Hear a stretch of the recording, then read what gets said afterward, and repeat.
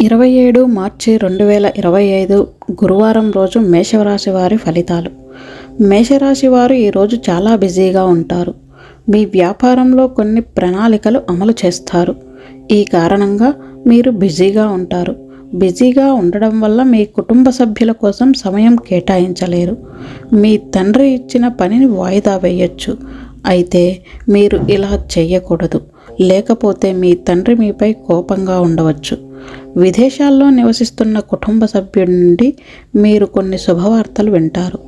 ఈరోజు మీ ఆస్తితో వ్యవహరిస్తుంటే చాలా జాగ్రత్తగా ఉండాలి, లేకుంటే ఎవరైనా మిమ్మల్ని మోసం చేయొచ్చు. ఈరోజు మీకు 90% వరకు అదృష్టం లభిస్తుంది.